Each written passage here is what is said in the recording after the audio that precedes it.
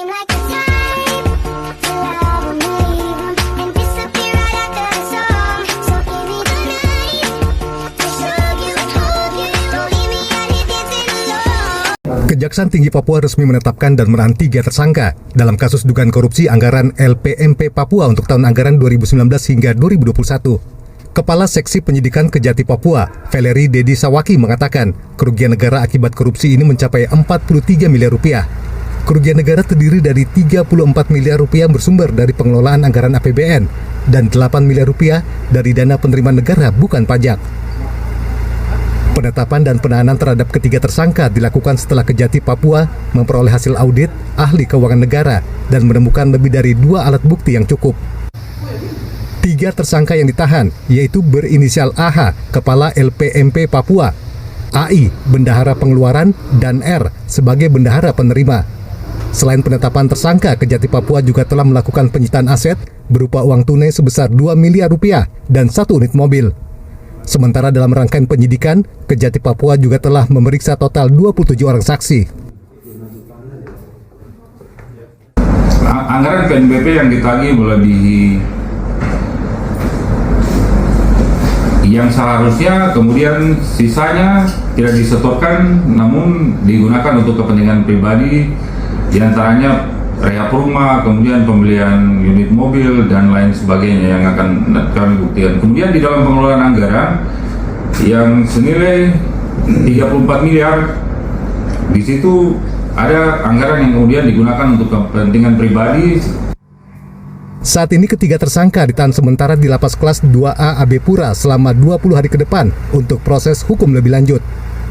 Rifan Donai, Jawa Pos TV, Jayapura, Papua.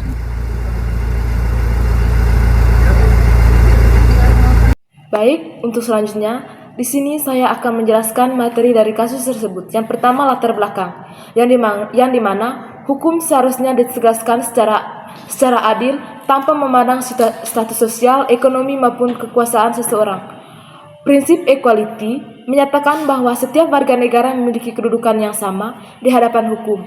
Namun dalam praktiknya, penegakan hukum di Indonesia seringkali menunjukkan ketimpangan. Salah satu contoh nyata dalam kasus pencurian kecil yang dilakukan oleh rakyat miskin, seperti mencuri makanan atau barang bernilai rendah yang sering diproses dengan cepat dan dijatuhi hukum tegas. Sebaliknya, kasus korupsi besar yang merugikan negara hingga miliaran rupiah justru sering berlarut-larut penuh dengan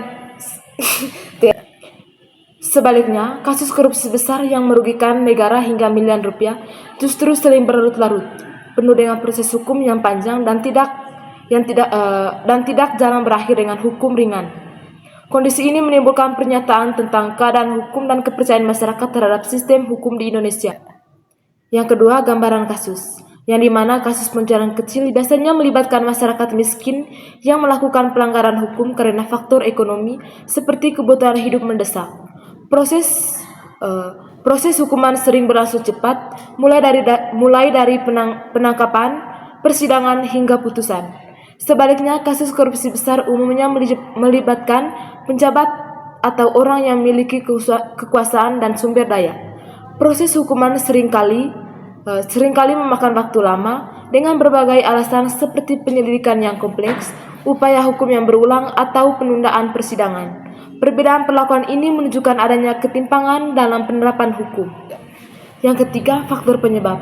Beberapa faktor yang menyebabkan terjadinya ketimpangan tersebut antara lain: yang pertama, perbedaan kekuatan ekonomi dan kekuasaan, di mana pelaku korupsi memiliki akses ke bantuan hukum yang kuat. Yang kedua, lemahnya integrasi aparat penegak hukum sehingga hukum tidak ditegakkan secara konsisten. Yang ketiga, sistem hukum yang kurang berpihak pada keadilan sosial, terutama bagi masyarakat miskin. Yang keempat, terhambatnya upaya pemberantasan korupsi secara menyeluruh. Yang keempat, upaya dan solusi. Untuk mengatasi permasalahan ini, beberapa langkah yang dapat dilakukan adalah: yang pertama, meningkatkan integritas dan profesionalisme aparat penegak hukum. Yang kedua, memperkuat pengawas terhadap proses penegakan hukum. Yang ketiga, menerapkan hukuman yang adil dan profesional, terutama bagi pelaku kejahatan besar seperti korupsi. Yang keempat, memberikan pendekatan keadilan restoratif bagi kasus kecil yang dilakukan karena faktor ekonomi. Oke teman-teman, dapat kita simpulkan, kasus pencurian kecil oleh rakyat miskin yang diproses cepat, sementara kasus korupsi besar berlarut-larut, menunjukkan adanya ketimpangan dalam penegakan hukum di Indonesia. Kondisi ini bertentangan dengan prinsip keadilan dan persamaan di hadapan hukum. Oleh karena itu diperlukan komitmen bersama dari aparat penegak hukum, pemerintah dan masyarakat untuk menciptakan sistem hukum yang adil, tegas, dan berpihak pada keadilan sosial.